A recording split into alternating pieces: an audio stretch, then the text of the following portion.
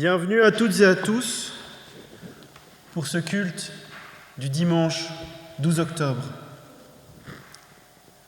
Que la paix et la grâce de notre Seigneur soient avec nous tous, de la part du Père, du Christ Jésus, notre Sauveur, et que la communion de l'Esprit Saint nous unisse pour célébrer ensemble ce temps mis à part pour notre Dieu.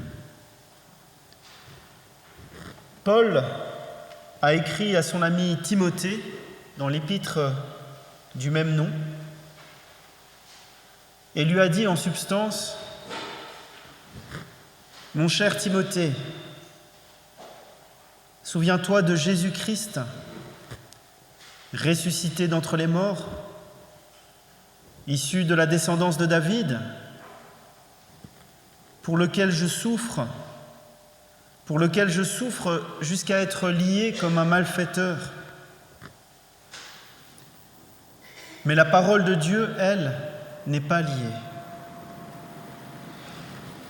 J'ai une grande nouvelle pour aujourd'hui. La parole de Dieu n'est pas liée. Elle est libre. Je sais bien que nous-mêmes, nous sommes pleins de contradictions, d'ambiguïtés, de prison interne, mais la parole est libre, libre de nous parler, malgré tout ce qui nous entrave, libre de nous libérer, malgré nos cages mentales, libre de nous bousculer, malgré nos hésitations. Je vous invite à la prière. Père, nous faisons silence devant toi pour accueillir ta parole par ton esprit. Donne-nous ta parole et nous nous lèverons. Souffle ta parole et nous marcherons. Libère ta parole et nous nous convertirons pleinement. Amen. Et nous chantons ensemble à la page 722 le cantique 46 09, à la page 722, les strophes 1, 3 et 5. Donc les strophes 1, 3 et 5. Donc du cantique 46 09, laisserons-nous à notre table.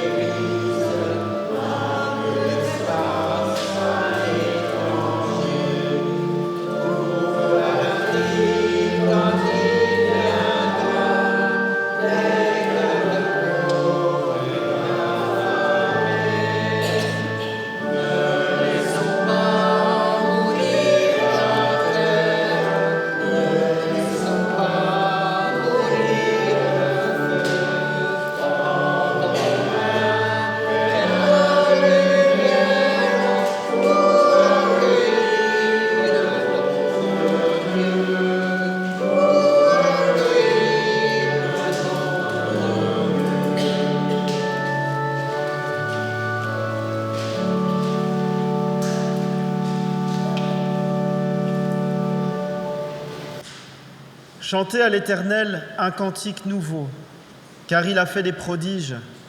Sa droite et son bras saint lui sont venus en aide. L'Éternel a manifesté son salut. Il a révélé sa justice aux yeux des nations. Il s'est souvenu de sa bonté et de sa fidélité envers la maison d'Israël. Toutes les extrémités de la terre ont vu le salut de notre Dieu. Poussez vers l'Éternel des cris de joie, vous tous, habitants de la terre.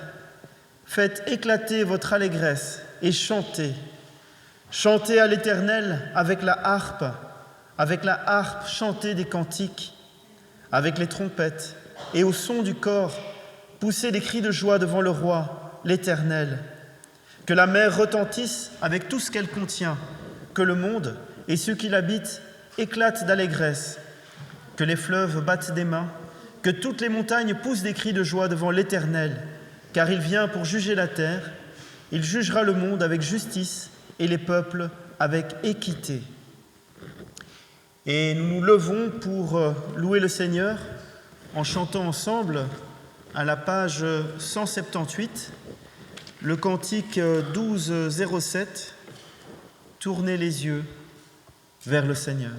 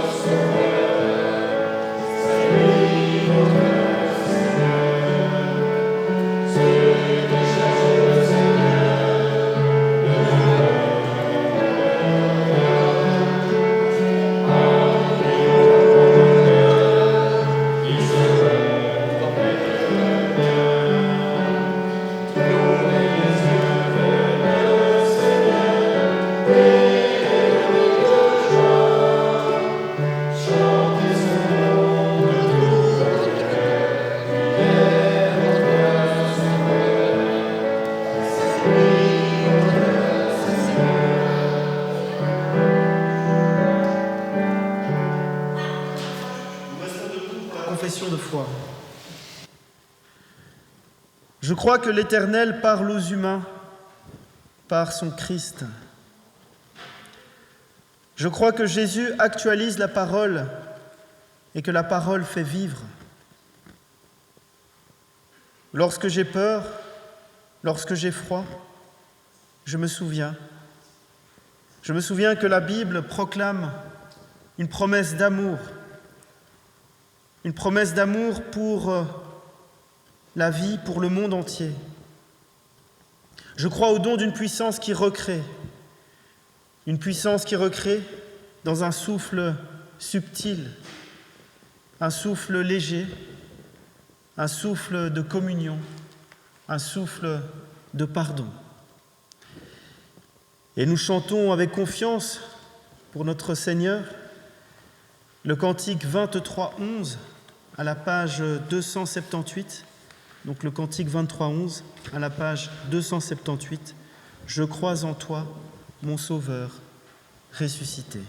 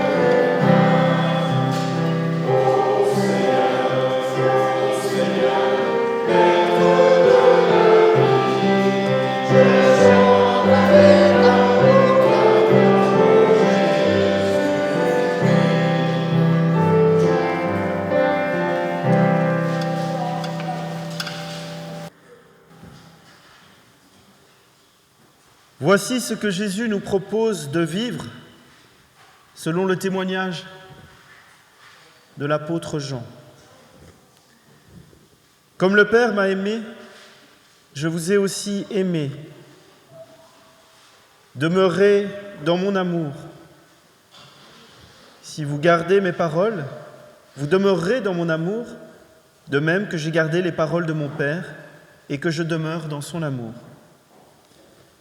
Je vous ai dit ces choses afin que ma joie soit en vous et que votre joie soit parfaite. Voici ce que je vous propose. Aimez-vous les uns les autres comme je vous ai aimés. Je vous invite à la prière. Seigneur,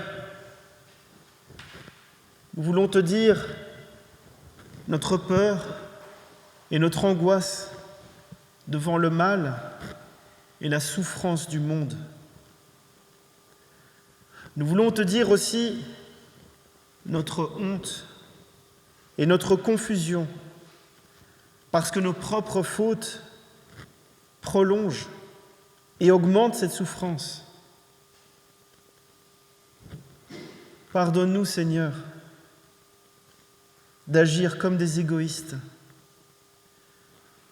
Pardonne-nous, Seigneur, de ne pas aimer notre prochain avec l'ardeur, le respect et l'attention qu'avait Jésus. Pardonne-nous de t'aimer si mal. Pardonne-nous d'attendre toujours tes services au lieu d'être à ton service. Pardonne-nous d'oublier que notre vrai bonheur est de t'aimer et de te suivre. Seigneur, accorde-nous ton pardon, qu'il soit notre paix, notre joie, notre force. Nous te le demandons, au nom de Jésus-Christ. Amen. Que tous ceux qui se tournent vers Dieu avec confiance reçoivent de lui la certitude de son amour. Voici ce que déclare l'Éternel. Je ne désire pas la mort du pécheur, mais qu'il puisse changer et vivre. Lève-toi et va, nous dit Jésus. Ta foi t'a sauvé. Avance en paix. Et nous nous levons pour chanter ensemble à la page 763, le cantique 48-05, « Quel ami fidèle et tendre ».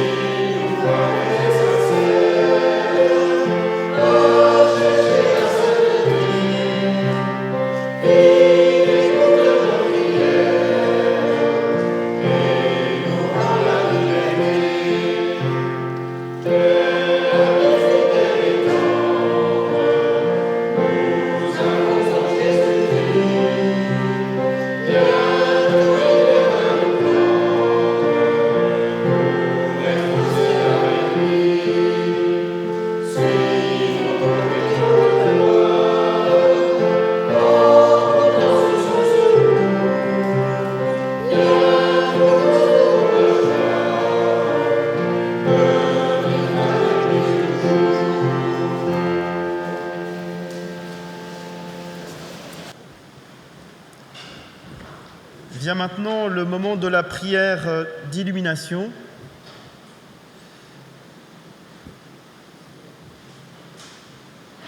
Je vous invite à la prière. Ô Dieu éternel, nous sommes venus ce matin à la recherche d'inspiration, à la recherche de courage, à la recherche de nouvelles possibilités. Seigneur, ouvre nos cœurs et nos esprits à ce que tu as à nous dire par les prochaines lectures bibliques. Amen. Vient maintenant le moment des lectures bibliques avec comme première lecture 2 Rois 5, les versets 14 à 17, et comme deuxième lecture Luc 17, les versets 11 à 19. Petite précision pour la première lecture, Naaman souffre de la lèpre. Voilà.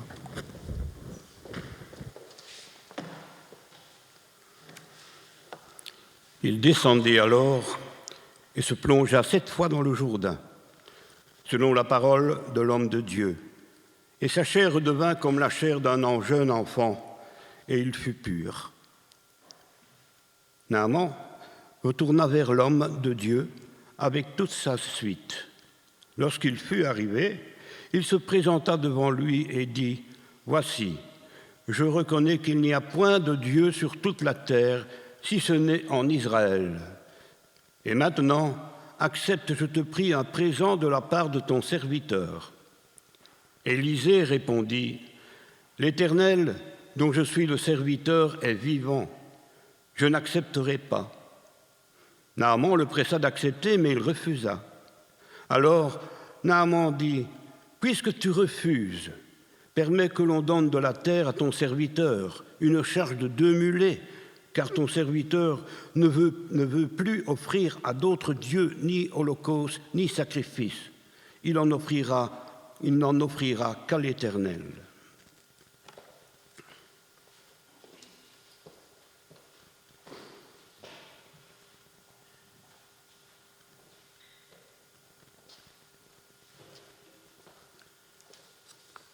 Évangile de Luc, chapitre 17, les versets 11 à 19. Jésus, se rendant à Jérusalem, passait entre la Samarie et la Galilée. Comme il entrait dans un village, 10 lépreux vinrent à sa rencontre. Se tenant à distance, ils élevèrent la voix et dirent : « Jésus, Maître, aie pitié de nous. » Dès qu'il les eut vus, il leur dit : « Allez vous montrer au sacrificateur. » Et pendant qu'ils y allaient, il arriva qu'ils furent guéris. L'un d'eux, se voyant guéri, revint sur ses pas, glorifiant Dieu à haute voix. Il tomba sur sa face aux pieds de Jésus et lui rendit grâce. C'était un Samaritain. Jésus, prenant la parole, dit : « Les 10 n'ont-ils pas été guéris ? Et les 9 autres, où sont-ils ? Ne s'est-il trouvé que cet étranger pour revenir et donner gloire à Dieu ? » Puis il lui dit : « Lève-toi, va, ta foi t'a sauvé. »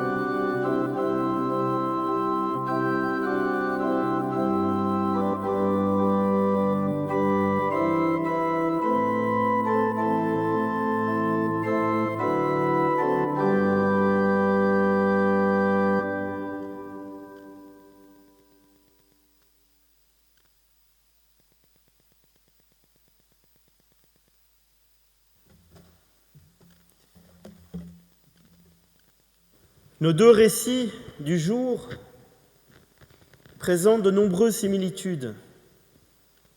Dans les 2 cas, nous retrouvons la maladie. Dans le récit de Luc, nous retrouvons 10 lépreux qui viennent auprès de Jésus pour être guéris, alors que dans 2 Rois, on y trouve un autre lépreux du nom de Naaman. On trouve aussi dans nos 2 récits l'opposition étrangers et juifs, puisque dans le récit de Luc, au moins un des lépreux est samaritain, là où dans le récit de 2 Rois, Naaman est le chef des armées syriennes. Et au cœur de ces 2 récits de guérison, nous retrouvons la question de la foi. De nos jours, la question des miracles est souvent une pierre d'achoppement de la foi. Et quelque part, indirectement, ces 2 extraits placent les auditeurs devant la question de leur propre foi. D'autant plus que l'extrait de Luc 17 se termine par « Va, ta foi t'a sauvé ». Dans ce récit de l'évangile de Luc, des 10 lépreux, on s'intéresse surtout au sort d'un des lépreux, celui qui revient. Et je ne sais pas si vous avez remarqué, dans les magasins, en général, dans les services après-vente, lorsqu'il y a un client qui revient, en général, ce n'est pas pour dire merci.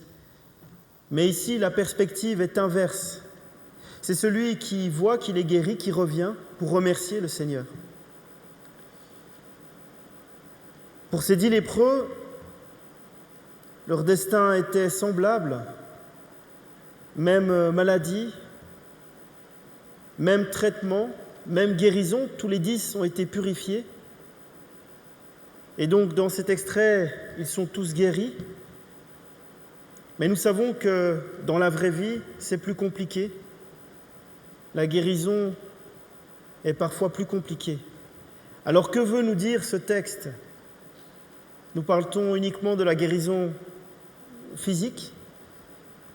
Ce texte nous pose la question de ce qui peut guérir en nous. Tous malades, tous guéris donc, mais pour l'un d'entre eux, il se passe quelque chose de particulier.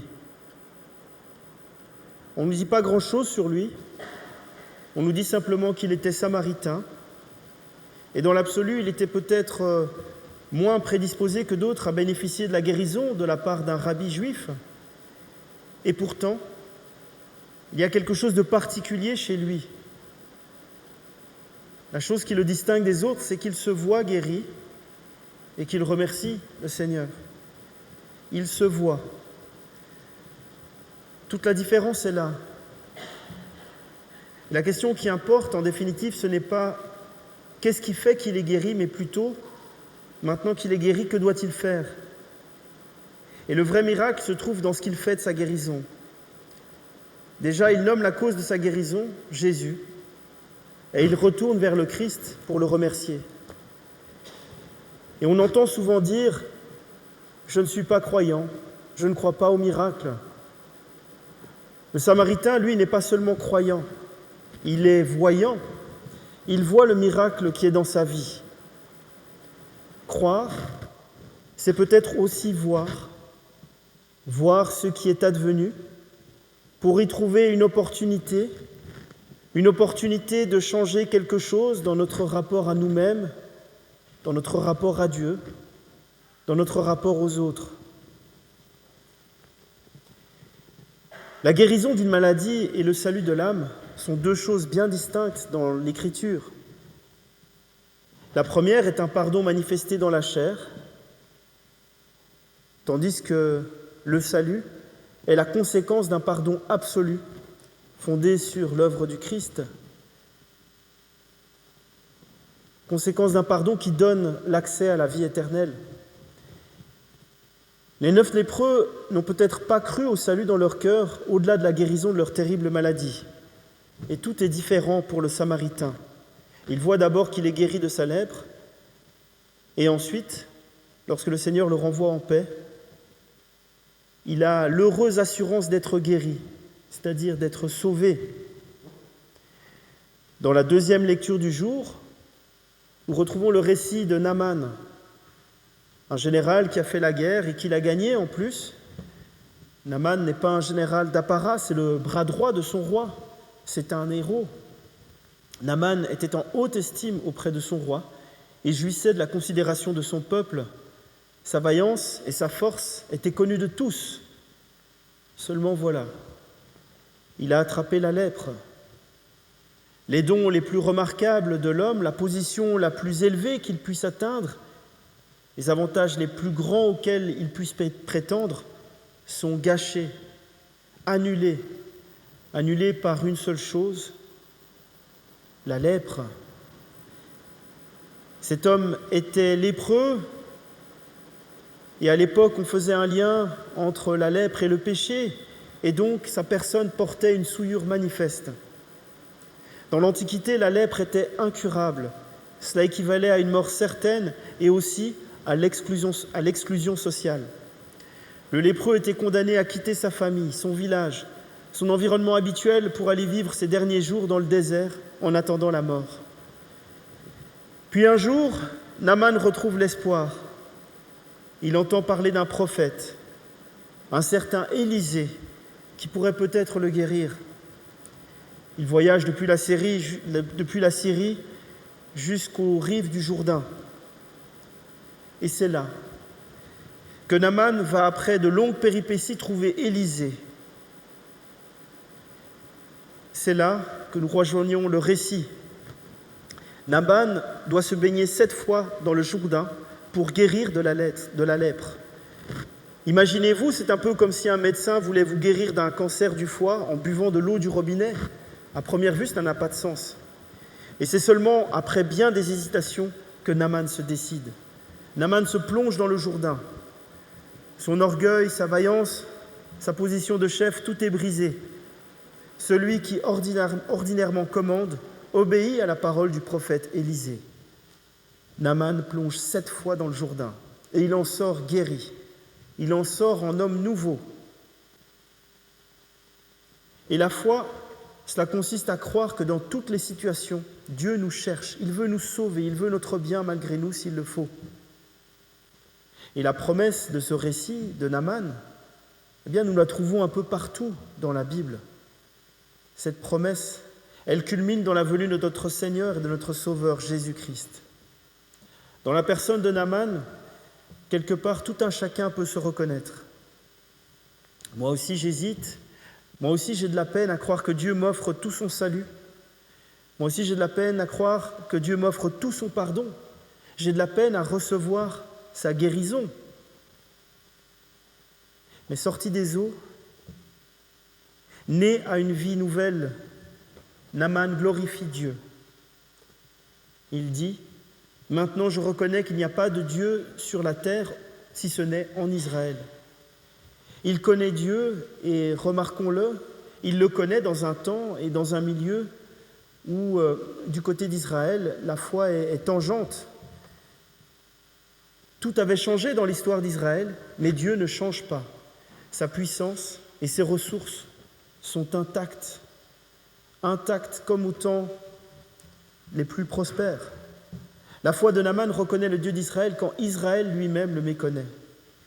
Il s'approche et voudrait donner quelque chose, un présent pour remercier. Tout comme le lépreux samaritain, Naaman exprime de la reconnaissance. Naaman veut offrir un présent à Élisée ou à son serviteur. Il cherche à dire merci pour ce don qu'il a reçu. Et c'est là peut-être que nous pouvons retenir quelque chose d'important. L'intérêt de ces 2 histoires ne réside pas seulement dans ces guérisons, mais aussi dans la gratitude qu'éprouvent les personnages. Celui qui est revenu, le Samaritain, l'étranger, le doublement exclu. Bien qu'ils aient vécu un événement merveilleux de guérison dans leur vie, 9 des 10 lépreux n'ont pas découvert une nouvelle relation avec Dieu. Mais le lépreux samaritain, lui, l'a fait. Jésus lui a dit « Ta foi t'a sauvé ». Il a fait l'expérience d'une double guérison. Et il y a aussi Naaman le Syrien, un homme nouveau lorsqu'il sort de l'eau, touché par son expérience de guérison. Il reconnaît le Dieu d'Israël comme le seul vrai Dieu et cherche à exprimer sa reconnaissance pour sa transformation. Ces 2 récits viennent nous parler et nous rappeler qu'il est bon de voir ce que Dieu fait de bon dans nos vies, de se rendre compte que c'est une grâce d'avoir un toit au-dessus de nos têtes, d'avoir accès à l'eau courante, d'avoir de quoi manger, d'avoir un lit confortable sur lequel dormir. Toutes ces petites choses, d'autres ne les ont pas. Sommes-nous conscients de cela? Le voyons-nous seulement? Ce sont de petits exemples, mais il y a bien d'autres grâces qui touchent nos vies et dont nous avons tellement l'habitude que nous ne nous en rendons même plus compte. Et voir tout cela, eh bien c'est important. Et il faut aussi remercier Dieu pour toutes ces choses, parce que la reconnaissance permet de détourner notre attention de nos désirs égoïstes. Cela peut aussi détourner notre attention des circonstances douloureuses. Et exprimer la gratitude, eh bien cela nous rappelle aussi au passage que Dieu garde le contrôle. Amen.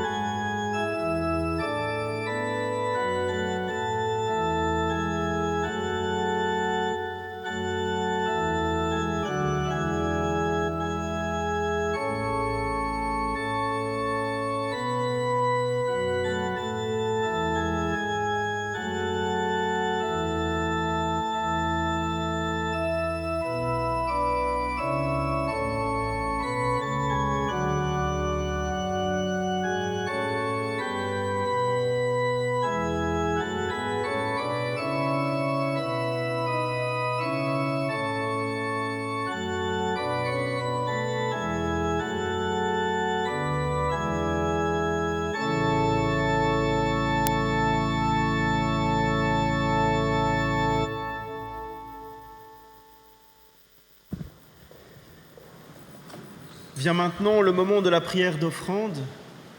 Pour rappel, vous trouverez à l'entrée du temple 2 troncs et il est possible de laisser une offrande avant ou après le culte. Nous prions. Dieu notre Père, tu nous combles de tes bénédictions, de tes bienfaits. Merci Seigneur. Merci pour tout ce que tu fais dans nos vies. Merci Seigneur parce que tu as la manœuvre. Merci Seigneur. Par ce geste d'offrande d'aujourd'hui, tu trouveras Seigneur un modeste témoignage de notre gratitude. Et Seigneur, sois béni pour les siècles des siècles. Amen. Nous allons maintenant chanter le cantique du mois, un cantique peu connu. Donc c'est le cantique 86A, à la page 100. À mon cri, prête l'oreille. Donc nous nous levons. Nous espérons que nous n'aurons pas trop de fausses notes parce que c'est un cantique assez récent. Donc 86A à la page 100. Je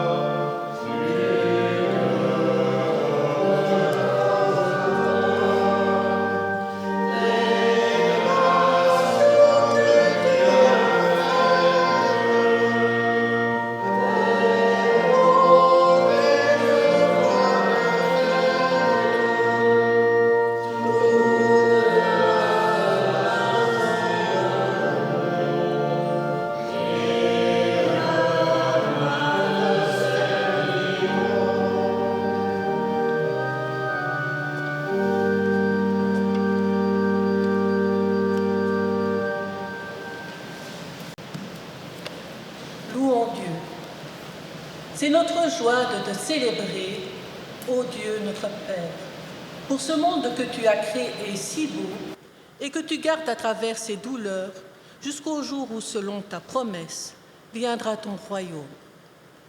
C'est notre joie de te célébrer pour ton Fils Jésus-Christ, notre Seigneur, né de notre chair, baptisé, tenté, transfiguré, condamné, crucifié, ressuscité d'entre les morts, élevé dans la gloire. C'est notre joie de te célébrer pour ton souffle de vie, l'esprit d'adoption qui nous apprend à te dire « Père », qui exorcise nos peurs et illumine notre foi. Aussi, avec les cieux et la terre, avec la multitude de ton peuple, par tous les temps et par tous les lieux, nous célébrons ton nom et nous te chantons le cantique 62-42 à la page 983.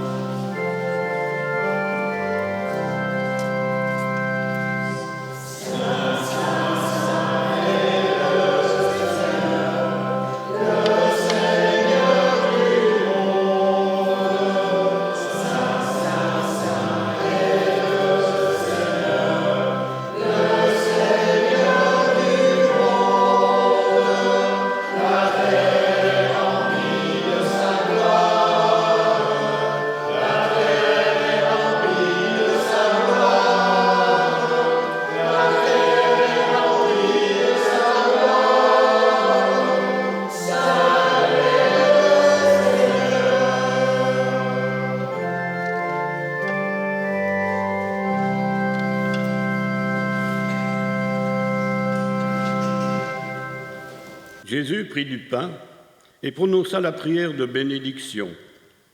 Puis il le rompit et le donna aux disciples en disant « Prenez, mangez, ceci est mon corps. » Il prit ensuite une coupe et remercia Dieu.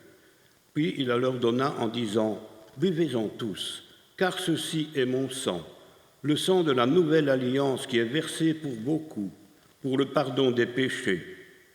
Je vous le dis, je ne boirai plus désormais de ce fruit de la vigne, jusqu'au jour où je le boirai nouveau avec vous dans le royaume de mon Père. »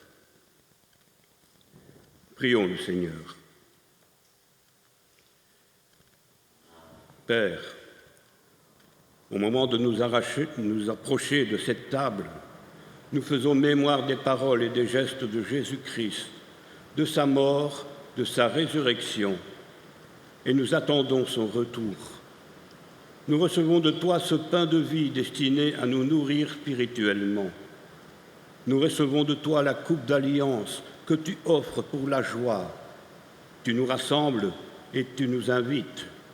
Par ton esprit, renouvelle notre foi, afin que ce pain et ce vin soient les signes de la présence de ton Fils parmi nous.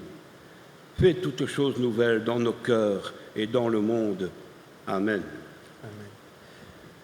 Voici le repas que nos mains ont préparé, mais c'est le Seigneur qui nous invite. Voici la table que nous avons dressée, mais c'est lui qui nous accueille. Voici la joie que nous avons désirée, mais que lui-même nous donne. Nous sommes tous invités. Venez, car tout est prêt, nous dit le Seigneur. Et nous pouvons former un cercle autour de la table de communion.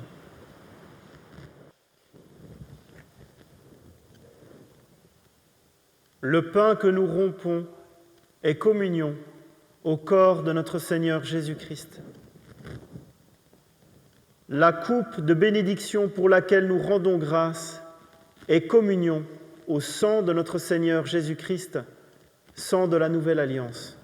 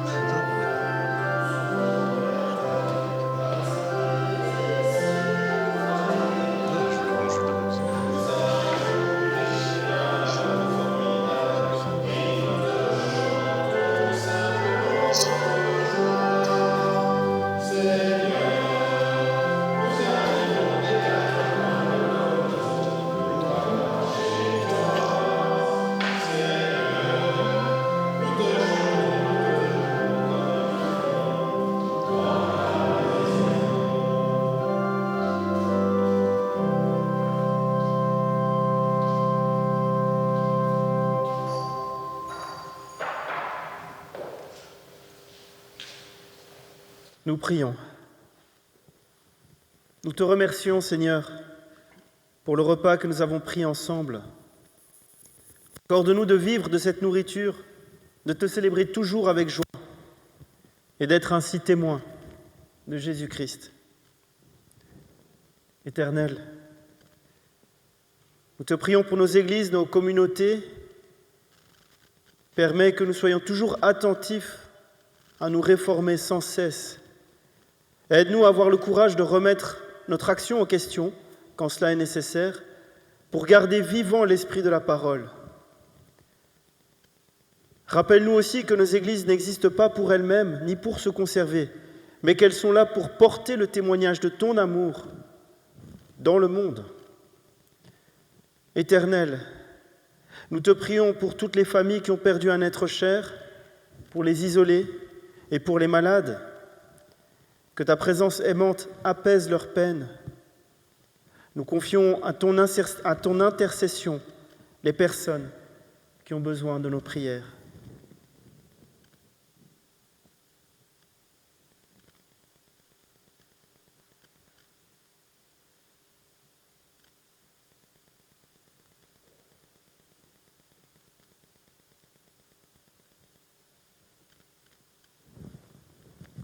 Et nous voulons te dire ensemble, notre Père qui es aux cieux, que ton nom soit sanctifié, que ton règne vienne, que ta volonté soit faite sur la terre comme au ciel.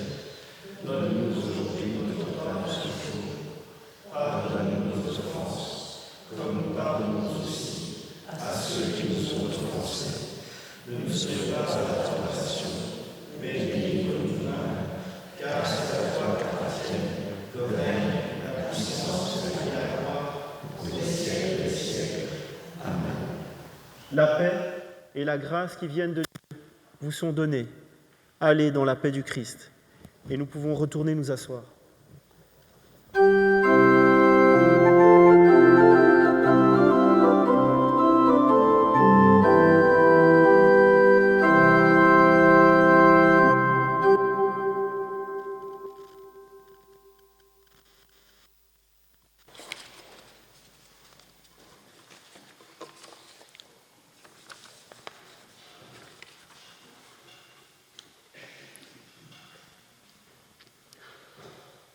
Le second ton de ce jour est destiné à la mission contre la lèpre. Il y a très peu d'annonces, mais il y en a. Je voudrais d'abord remercier le conseil d'administration qui, hier encore, est venu finaliser les différents travaux qui n'avaient pas été finalisés la semaine passée. On a encore monté sur des échelles, on s'est encore fait mal dans le dos. Mais on a terminé. On a terminé tous ces travaux. Maintenant, nous allons nous reposer. L'entretien général se fera, mais sans plus. Et s'il y a encore des travaux, eh bien, on fera appel aux professionnels parce que je vous assure qu'on n'en est plus des professionnels. Et puis, on est fatigué. On peut les applaudir.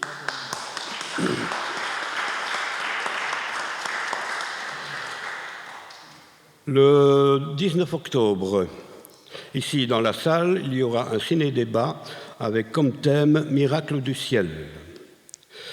Je vous annonce aussi le 17 octobre, je mélange les dates, le 17 octobre à 19h à l'hôtel de ville de Cargnon, journée mondiale du refus de la misère, dans la salle à l'Arle-Olivier, bien sûr c'est à l'étage à l'hôtel de ville. Et si vous voulez plus d'explications, il y a une affiche dans la salle.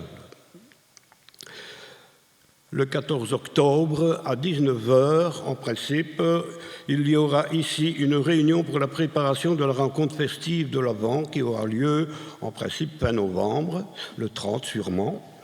Tout le monde peut être présent, celui qui veut participer à cette réunion pour se préparer ce moment festif, il faut le dire, est bien le bienvenu. Donc, mardi 14 octobre à 19h, ici, dans la salle. Alors, j'ai aussi d'autres annonces. La paroisse de Fontaine-l'Évêque organise une exposition particulière sur prier la parole. C'est un parcours interactif. Ça commence le 13, le vernissage aura lieu le 13, donc demain, et jusqu'au 18 octobre inclus. Et non, le vernissage, c'est aujourd'hui, c'était hier, je crois. Oui, exactement. Mais enfin, il commence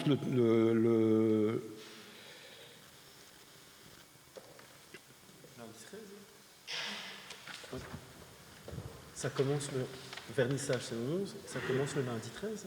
Oui, lundi 14. Bon. Une petite erreur sur la fiche. Ça commence demain et ça finit dans le 18. L'exposition, c'est une invitation sur les sentiers intimes de la prière. C'est un parcours interactif. Mais vous pouvez aller n'importe quel jour. Vous pouvez aller absolument tous les jours. N'est-ce pas?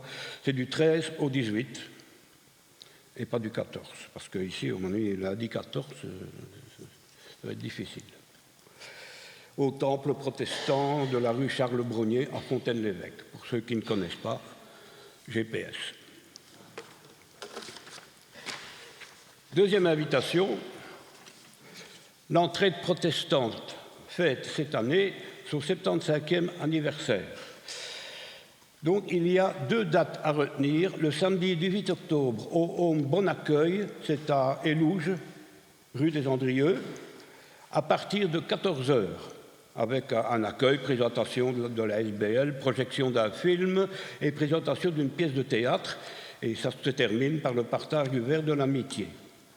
Et on continue le 25 octobre au Home La Bienvenue, donc à Blogy, rue de la Frontière. Il y a aussi dès 14h un parcours découverte où la perte d'essence sera mise à l'honneur au travers de différents ateliers. Il y a aussi un accueil et distribution d'un plan de circuit qui peut se faire entre 14h et 16h30 au départ de la résidence de service, le château de Fontenay, c'est la résidence service qui est à l'entrée du Home à gauche. Et bien sûr, ça se termine par un partage du verre de l'amitié. Tout ça, c'est affiché dans la salle. Donc vous pouvez voir le détail, le noter sur vos agendas, etc., etc. Alors, on organise bien sûr, Martine nous a donné ça, la commande des calendriers 2026 sera affichée dans la salle. Vous pouvez mettre votre nom, ce que vous désirez, n'est-ce pas? Et voilà. La date limite des inscriptions, c'est le 23 novembre. Je dis, on a encore le temps, mais faites-le tout de suite. Parce qu'on a toujours qui arrive le 23 novembre ou le 24 en disant où elle est la liste. Donc faites-le tout de suite. Si vous avez besoin d'un agenda, vous le savez, pour 2026, que vous le savez maintenant. Donc faites-le tout de suite. Je crois que je l'ai tout dit, peut-être trop, mais non, elle n'est pas finie. Alors, oui, la réunion de prière. Mais là, je laisse le pasteur. Oui. Okay. Le 9 novembre. Ah. Ben.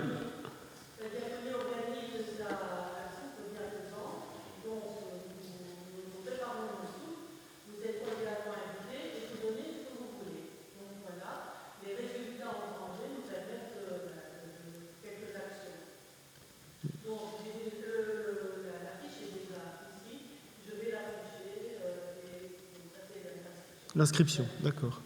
Ok, merci. Le 9 novembre. Le 9 novembre après le culte, soupe bienfaisante. Alors oui, une précision, donc c'était par rapport au groupe de prière. En fait, le groupe de prière aura lieu non pas vendredi à 14h, mais jeudi à 14h. Donc jeudi à 14h pour le groupe de prière. Voilà. Alors, nous pouvons nous lever pour l'exhortation et la bénédiction.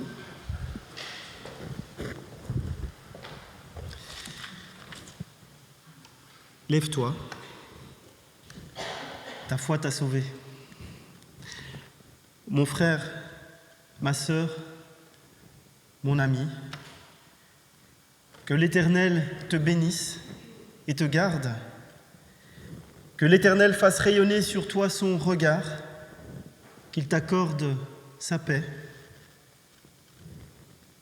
Père, Fils et Saint-Esprit. Amen. Et nous remercions le Seigneur en chantant à son honneur le cantique 41-28 à la page 600. À Dieu soit la gloire.